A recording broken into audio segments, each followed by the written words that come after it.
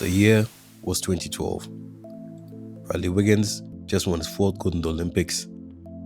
Everyone was doing the Gangnam Style, and Vauxhall was in a panic. Why? The Duke was printing money for Nissan, and Vauxhall had nothing. So they went to the lab, grabbed a handful of General Motors parts, and named after a cup of coffee. They called it the Vauxhall Mokka. It wasn't exactly cool or groundbreaking, and car journalists hated it, but over 500,000 of them were sold. People seemed to love them. Then in 2021, a second generation Mokka went on sale. It was on an entirely different platform from the old one. Fast forward to today, Mokkas are everywhere, and I've got my hand to one of them. Let's see if we can find out why they're so popular and why you can't go anywhere without tripping over at least 3 of these.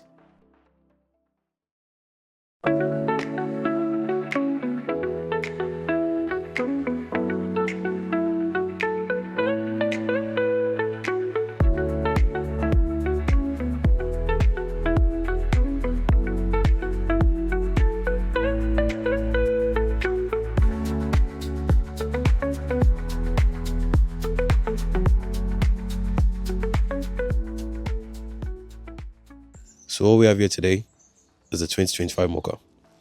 It comes in 3 trim levels: Griffin, base spec, GS, mid spec, pushless on this, and ultimate, top spec. Prices start from around £25,000 when new. Used earlier models can go for way less. This particular one has a 1.2 litre petrol engine with a 6-speed manual. Produces 136 horsepower. 0 to 60 is in about 8.9 seconds. That's quicker than some early Porsche 924s. You can also get it as a hybrid or an EV with 250 miles of range. The very first time I saw this car, I thought baby Cullinan. To be fair, it was across 3 lanes of traffic, my eyes were tired, and it was dark. But look, just look at this.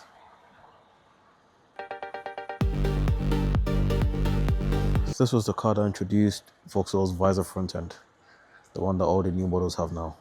And that has been a big driver of its success. It shares a platform with the Citroen C4 and the Peugeot 2008. Vauxhall have gone full detox with this. We have black badges in the front and the back, black trim all around, and that's regardless of what color you go for. For 2025, we have a slightly new headlight design, redesigned bumper, tail lights have also been redesigned, and we now have a shark fin antenna instead of the traditional one. But the wheels, the wheels are still the same. I think they look decent, to be fair. You have real events too, if that's useful. Overall, I think it's come pretty far from the very first model, and that's a good thing. It still faces stiff competition from rivals like the Ford Puma, the Nissan Duke, and the Renault Captur. There isn't really a bad angle to this car. It sort of switches between looking like a hatchback and then an SUV, depending on where you're stood. As standard, you get lots of features like LED headlights, Android Auto and Apple CarPlay, digital driver's display, and other things. The interior is simple and nicely laid out, nothing too confusing. Most things are where you'd expect them to be. You have a little shark Easter egg right by the gear stick. I mean, yeah, it's not a luxury car, but plenty of people will be happy with it.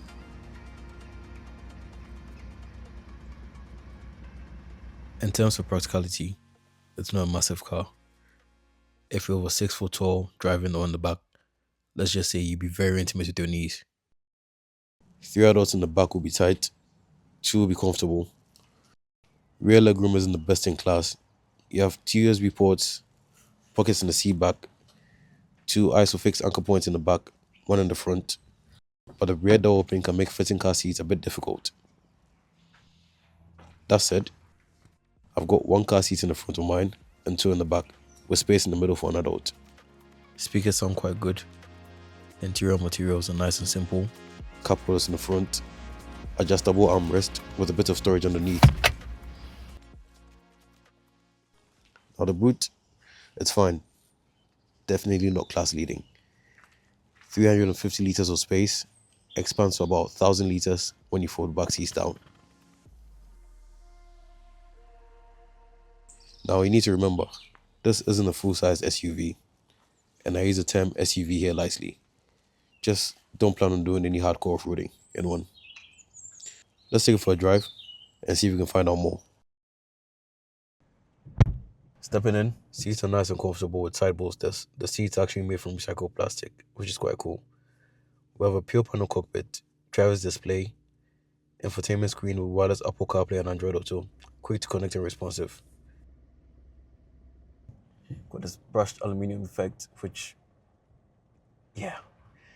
And this, I believe the older ones, the earlier year models came with red accents, which luckily this doesn't have. USB-C, 12 volt, physical knobs and buttons for the climate control. Though you have to go into the screen for some settings. Physical volume knob, electronic parking brake, buttons on the steering wheel. You've got this line that goes across, same on the bonnet. And this is actually a new steering wheel design from the earlier models. The A-pillar, which is quite chunky, but not enough to cause a problem. LED interior lights, sun visor. No lights, unfortunately.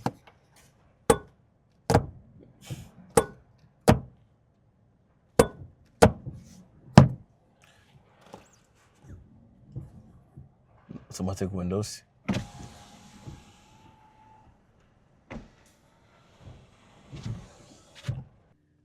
And over here, you have the child lock and interior sensor deactivation.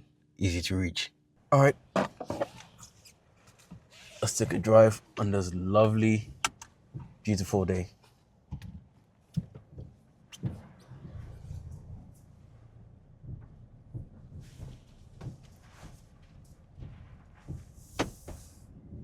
And we have a flooded road.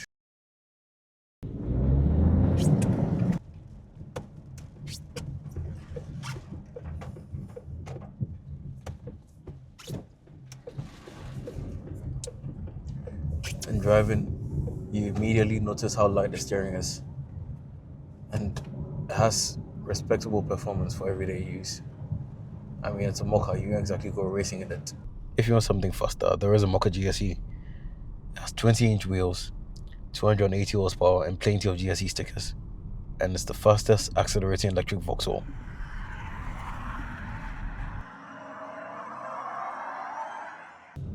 Actually, I would quite like to get my hands on a Vauxhall Mokka GSE. So Vauxhall, if you're watching, send on my way. Let's go ahead and turn these off. Lane keep assist can be a bit eager at times. There we go. So you're probably asking, who buys one of these? I think it's for the person who wants an SUV, but doesn't want the stress of parking the tank at the supermarket, or a new driver, or someone who's only driven small cars and are looking to switch. Now, running costs are one of this car's strengths. You get real-world fuel economy of around 48 to 50 miles per gallon. Insurance is reasonable. It's cheap and easy to live with. Well, if you maintain it properly.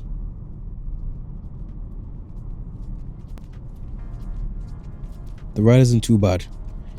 You feel bumps in the road, some more than others. But then again, you've got 18-inch alloy wheels, and it may look like one, but it's not a luxury car. One thing I will say, it's much lighter and more agile than the old Mokka replaces, which is a good thing. It feels high enough to give you that SUV confidence, but it's small enough to drive anywhere. Maneuverability is excellent. The engine is nice and punchy. It goes around corners with a bit of lean, but plenty of grip.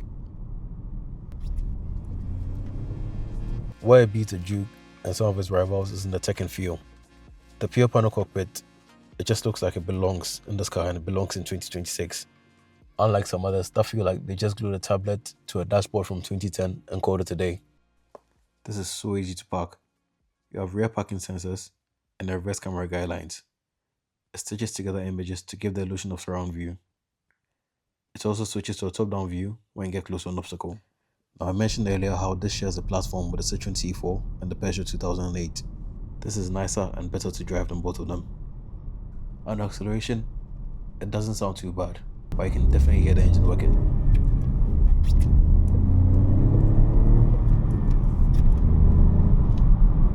Honestly, you have enough power for overtaking many cars on the road. The engine does settle down the motorway, though you get a bit of wind and road noise. I need to mention this. The 1.2 litre 3-cylinder in this has a bit of a history. Early and previous versions have been known to suffer from things like excessive oil consumption and timing belt issues. Now, a lot of that came from design decisions in those earlier engines.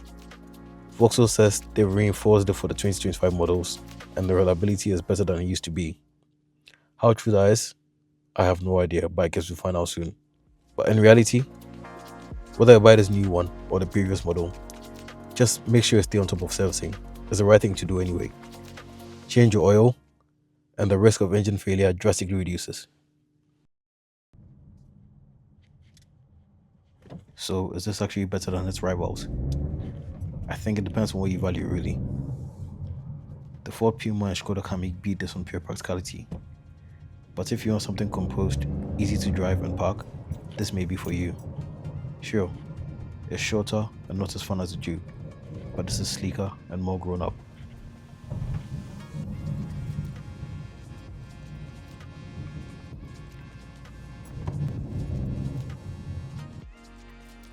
Believe it or not, this car actually turns heads, especially in this color. Yes, like me, it's black and so stealthy you may lose it at night. And you must lose at the car park. But honestly, I think I see why people buy this. It's a lovely little car. It does what it's supposed to do without any drama.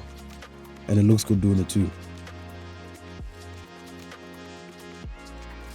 It's not the biggest, almost practical, but it's one of the best looking cars in this class for the money. Especially if you can get a deal on a used one. Now the good bits, plenty of tech included, wireless CarPlay and Android Auto. It blends in, but still looks different. Bad bits, rear space is average, some interior materials feel budget. The reverse camera has no washer, so it's useless when it's dirty. The infotainment screen freezes randomly, the boot release gets grimy, and again, it just blends in everywhere. Would I recommend one? I think that depends on what you're looking for. But I would say, find one, drive it, see how it feels, and maybe, just maybe, it might be for you. If you made it to the end of this video, thank you. I know how frustrating it can be when you have car problems, but no idea where to start from or what to do. This is why I built Obidly. Obidly is a free tool that helps everyday drivers understand what their car is telling them in plain English. Whether it's a warning light or strange noise, Obidly is there to help. It may just save you a lot of cash on fault finding and diagnostics. Link is in the description.